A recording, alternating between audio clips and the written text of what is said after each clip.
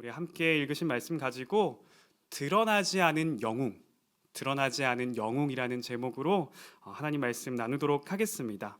요즘 우리 아이들이 자주 보는 SNS에 이 띄어쓰기의 중요성이란 영상이 막 이제 한때 핫한 적이 있습니다. 지금도 계속 이렇게 핫한데 그 장면들 중에서 한 장면이 제 마음을 사로잡더라고요. 우리가 이 아버지가 방에 들어가신다 이거를 띄어쓰기 잘못하면 어떻게 되죠? 아버지 가방에 들어가신다 이렇게 되는 것처럼 전혀 의미가 바뀌는 그런 영상들이 올라오더라고요. 그래서 그 영상이 뭐였냐면 내 안 사, 사기야. 이게 어떻게 되냐면 내 안 사사기야. 이렇게 네 이렇게 하는 이 영상이 제 마음을 막 사로잡았습니다. 참 치명적으로 얘기하는데 우리 성도님들하고 나눠야 되겠다 하고 준비해서 가지고 왔습니다. 네, 감사합니다. 네, 이렇게 이번 한 주간 어떠셨습니까? 우리 사사기 말씀 읽으시면서 우리 성도님들 마음속에 이 사사기의 말씀으로 가득 채워가셨습니까? 그러시죠? 네. 그래서 남은 이 기간도 이 사사기의 말씀으로 가득 채워가시기를 바랍니다. 우리 성도님들과 정말 이 위기의 레위기를 읽었던 게 엊그제 같은데 벌써 우리 어디 읽고 있습니까? 레위기를 넘어서 민수기, 신명기, 여호수아, 지금 우리가 읽고 있는 거 사사기까지 벌써 우리가 읽어가고 있습니다. 참 이렇게 함께 발을 맞추어서 읽어가다 보니까 더 은혜가 되고 더 힘이 되는 것 같아요. 그러시죠? 네. 그래서 정말 혼자 읽을 때보다 더 도전이 되고 더 은혜가 되는 이 시간 끝까지 함께 누리시는 우리 하나은혜교회가 되길 소망합니다. 네. 오늘 우리 함께 살펴볼 이 사사기 어떻게 읽고 계신가요? 난세 영웅처럼 막 나타난 사사들의 이 극적인 승리를 바라보면서 와, 진짜 우리 하나님 진짜 전지전능하시다. 어떻게 이렇게 이 상황 속에서 이렇게 딱 하고 역전시키시지? 그렇게 고백하시는 하나님의 전능하심을 고백하시는 분들도 계실 거고, 참 이스라엘이 지질이 말도 안 듣죠. 진짜 말 안 듣습니다. 마치 우리 집에 있는 그 누구처럼 말이에요. 예, 말도 안 들어요. 계속 안 듣습니다. 사사들을 통해서 하나님께 다시 돌아오면 뭐합니까? 계속 쳇바퀴 돌듯이 이 하나님 앞에서 죄를 밥 먹듯이 짓는 이스라엘을 보기도 합니다. 오늘 우리가 함께 읽어가고 있는 이 사사기의 사사는요, 이 사사의 뜻을 먼저 살펴보면 영어로 이제 심판, 판사를 의미합니다. 그래서 판사는 법에 근거하여서 이제 죄를 판단하고 죄값을 정합니다.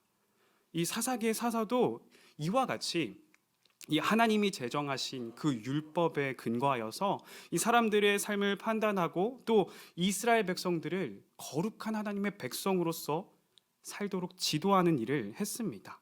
그래서 우리는 이 사사기를 읽어가면서 이스라엘의 반복되는 죄악에 참 안타까워하기도 하며 또 영웅처럼 등장하는 이 사사들의 모습들을 통해서 이 하나님의 구원 작전이 화려하게 펼쳐지는 것들을 보면서 손에 땀을 쥐기도 하고 또 어떤 때는 정말 사이다처럼 정말 시원한 장면을 통해서 하나님의 전능하심을 고백합니다. 저는 오늘 이 사사기 13장의 말씀을 통해서 참 영웅처럼 빛나는 이 사사들에게 초점을 맞추는 것이 아니라 드러나지 않은 이 한 영웅을 살펴보고자 합니다. 그럼 오늘 말씀을 어떻게 시작하고 있는지 또 어떤 상황 속에서 있는지 함께 1절의 말씀 읽어보도록 하겠습니다. 시작.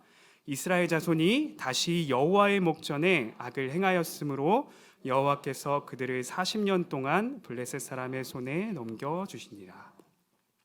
지금 이스라엘의 상황 어떻습니까? 이스라엘 자손이 다시 똑같은 일을 반복하고 있습니다.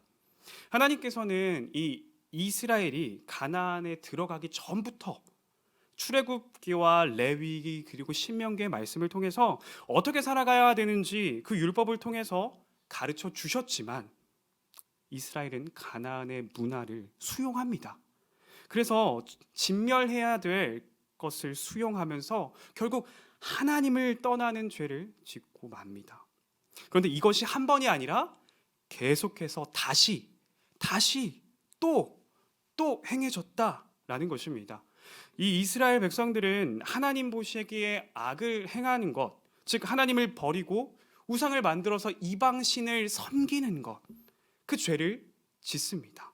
하나님께서 가나안 민족의 죄가 이 가득 찼기 때문에 이 이스라엘 백성들을 통해서 심판하신 것처럼 이제는 상황이 역전돼서 반대로 이스라엘의 죄가 하나님의 목전 앞에서 행해지니 이방 나라를 통해서 이 이스라엘을 심판하시는 하나님의 모습을 확인하게 됩니다.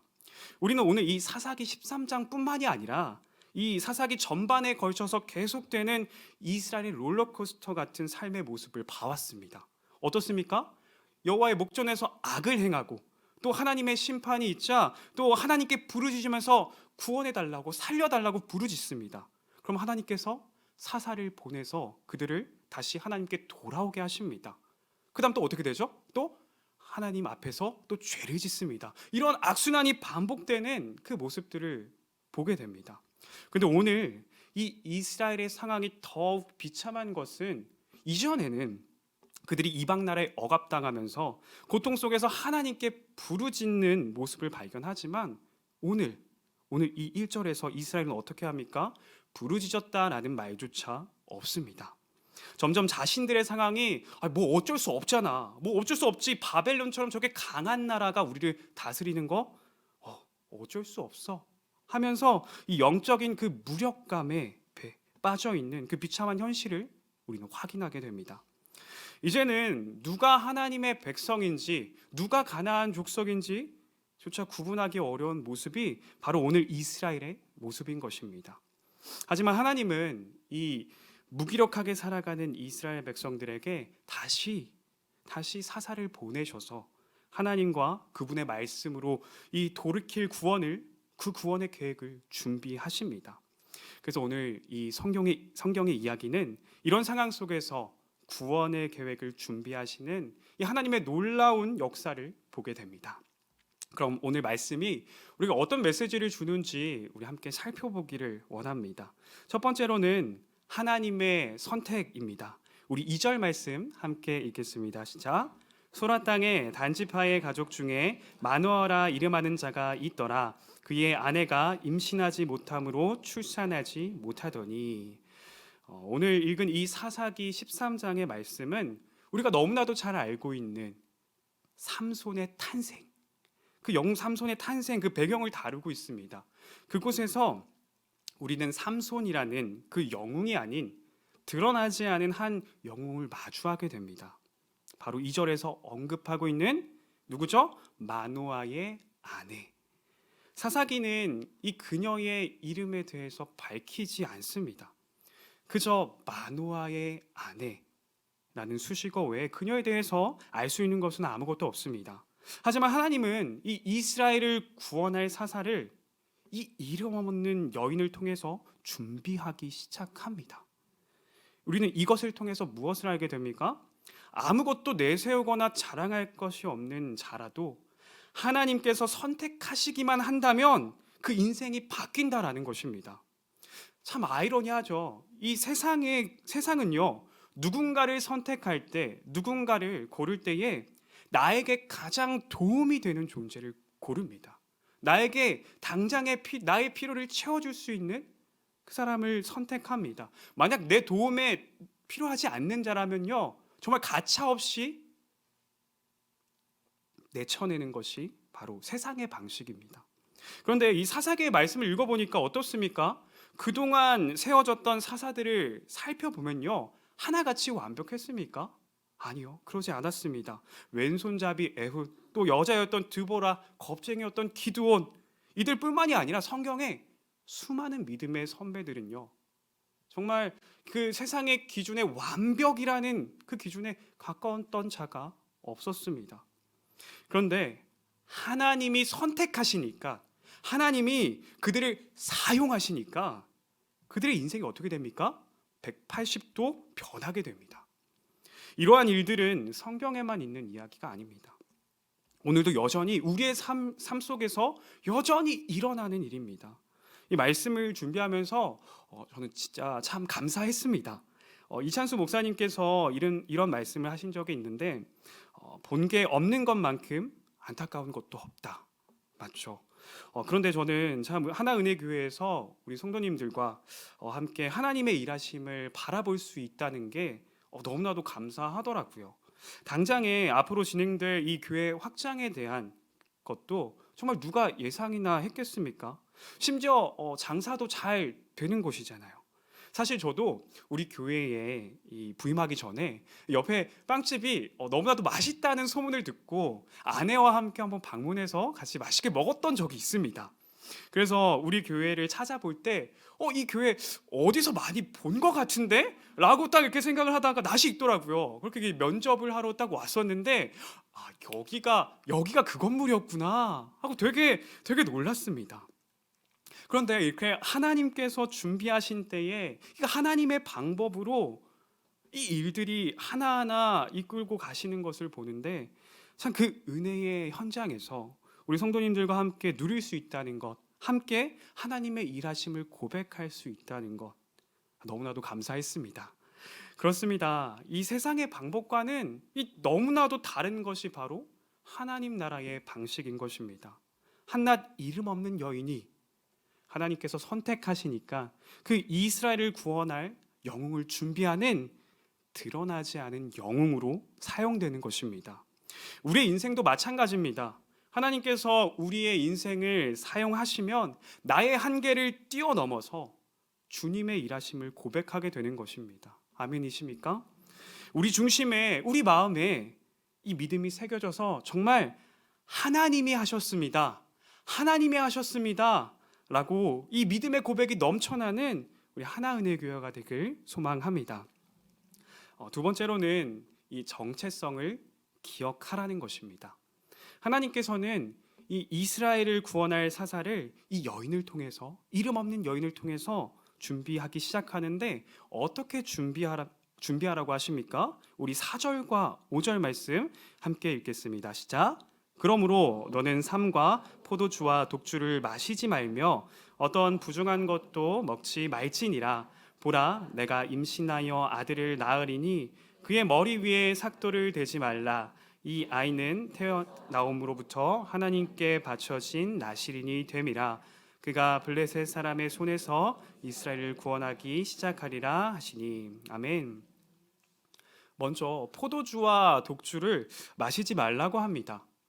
그 당시 이방신을 숭배하기 위해서, 숭배하는 것에 있어서 이 포도주와 독주는 빠지지 않았습니다.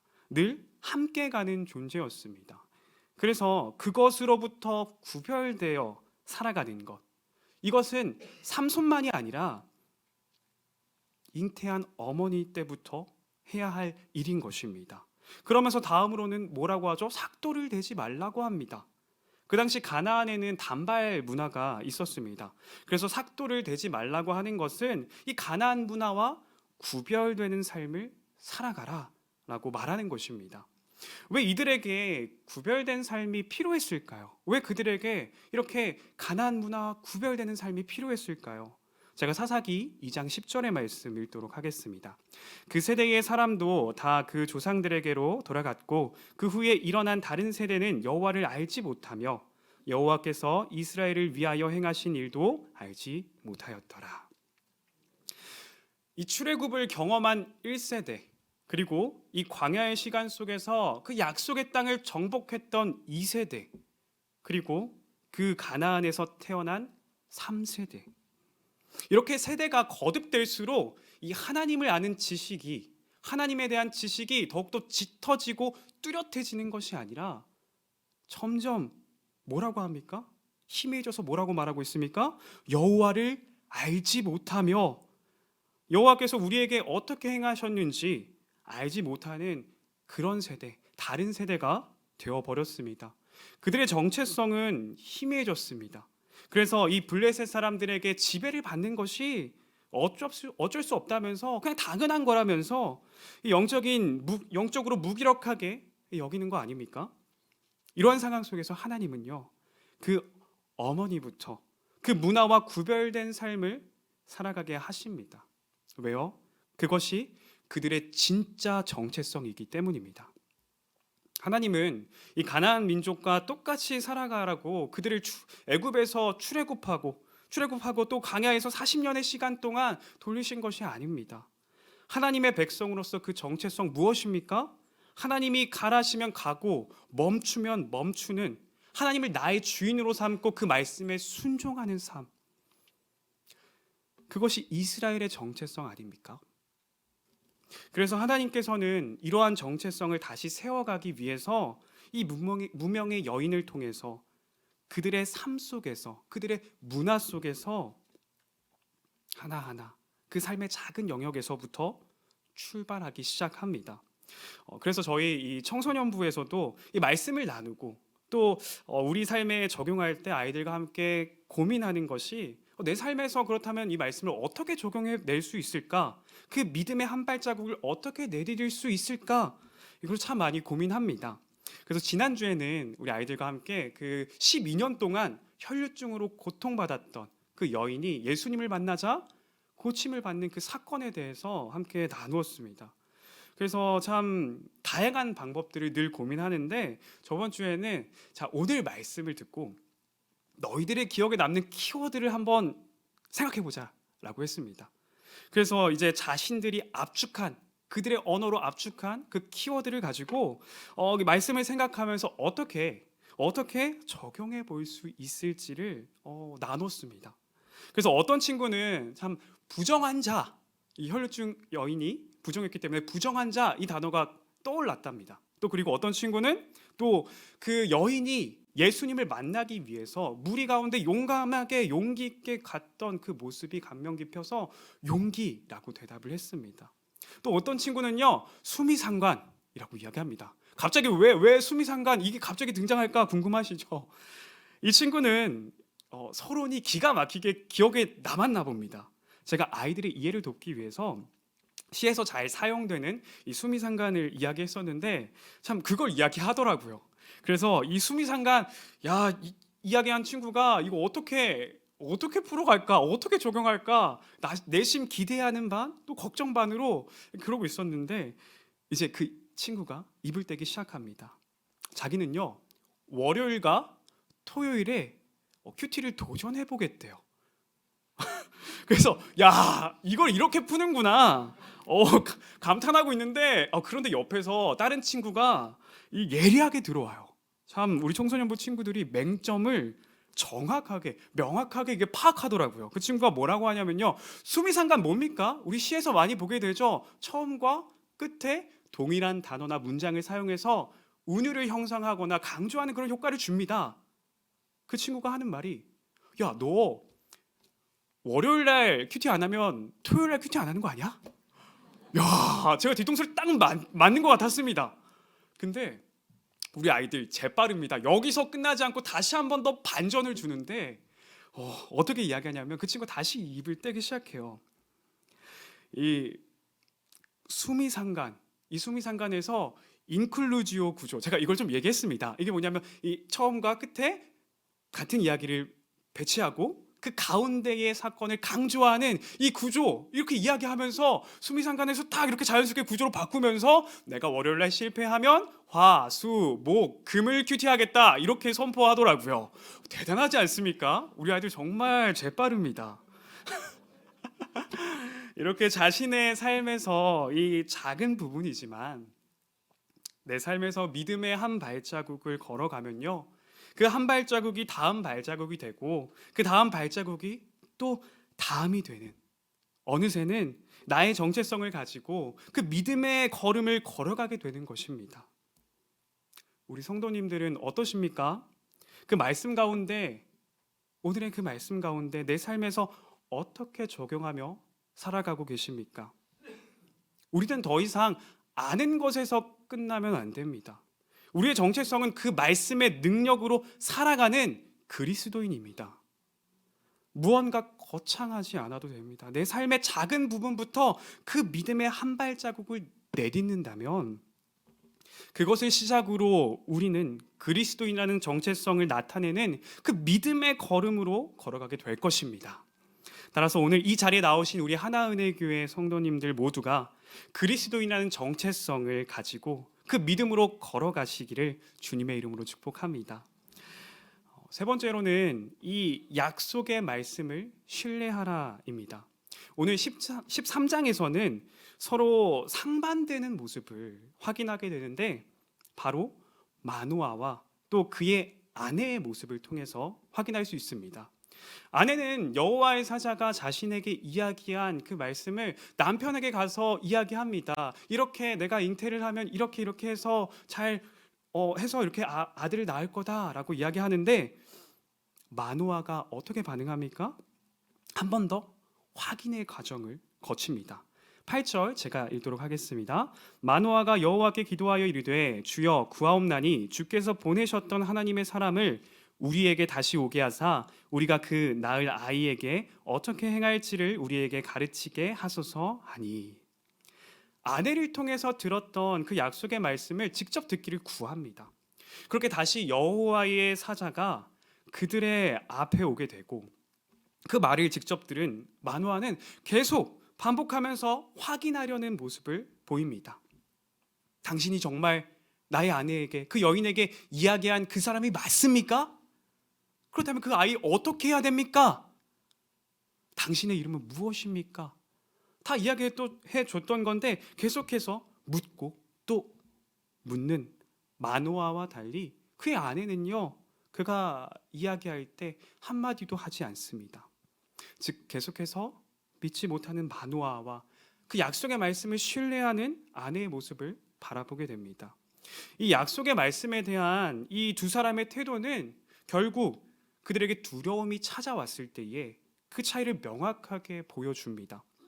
여호와의 사자가 이 제단 불꽃에 휩싸여서 이 올라간 것을 보자 그제서야 마노아는 그가 여호와의 사자인 것을 깨닫기 시작합니다. 그들은 두려움에 휩싸여서 얼굴을 땅에 대고 엎드렸습니다. 마노아의 반응은 이랬죠. 그의 아내에게 이르되 우리가 하나님을 보았으니 반드시 죽으리로다 하니. 이렇게 반응합니다. 반면에 그의 아내는 어떻게 반응합니까? 우리 23절 말씀 같이 읽겠습니다. 시작. 그의 아내가 그에게 이르되 여호와께서 우리를 죽이려 하셨더라면 우리 손에서 번제와 소제를 받지 아니하셨을 것이요 이 모든 일을 보이지 아니하셨을 것이며 이제 이런 말씀도 우리에게 이르지 아니하셨으리이다 하였더라. 아멘. 그 약속의 말씀을 끝까지 신뢰했던 아내는요, 그 두려움 가운데 이제껏 하나님이라고 불렀던 그 호칭을 사용했던 그 그녀가 처음으로 여호와라는 고백을 하게 됩니다. 여호와 무슨 뜻입니까? 과거, 현재, 미래에 걸쳐서 영원히 존재하시는 분입니다. 스스로 있는 자, 그 영원하신 하나님, 신실하신 하나님을 고백하는 것입니다. 죽음이라는 두려움 앞에서 이 여인은 약속의 말씀을, 자신에게 주신 그 약속의 말씀을 신뢰합니다. 그 약속의 말씀을 붙잡습니다. 그럴 때 그녀의 입에서 여호와 하나님, 영원하신 하나님을 고백하게 되는 것입니다. 성경에 보면 이 하나님이 우리에게 주시는 그 명령 중에서 가장 많이 하신 명령이 무엇인지 아십니까? 사랑하라? 물론 중요하죠. 하나님 사랑하고 이웃 사랑하는 거 너무나도 중요합니다. 그러나 성경에서 가장 많이 나오는 명령은 뭐죠? 두려워하지 말라. 성경에 이 두려워하지 말라는 366번, 366번이 등장을 합니다. 그 말은 무엇입니까? 반대로 우리가 예수를 믿고 그리스도인으로 살아가면 그 두려움에 떠는 그 일들이 사라지는 것이 아니라 계속해서 여전히 밀려온다라는 것입니다. 근데 하나님에게 있어서 두려워하는 것은 죄입니다. 왜요? 하나님을 믿지 않는 대표적인 모습이 두려워하는 것이기 때문입니다. 한번 생각해 볼까요? 만약 내가 사랑하는 누군가가 나의 말을 믿어주지 않는다면, 아니 나를 믿어주지 않는다면 어떨까요? 너무나도 마음이 아플 것입니다. 하물며 나를 지으시고 나를 인도하시는 그 하나님이 자신을 믿지 못하는 자를 바라보면서 어떠실까요? 너무나도 아프시지 않을까요? 그래서 하나님께서는 우리에게 두려워하지 말라고 명령하시는 것입니다. 어떻게 그것이 가능할까요?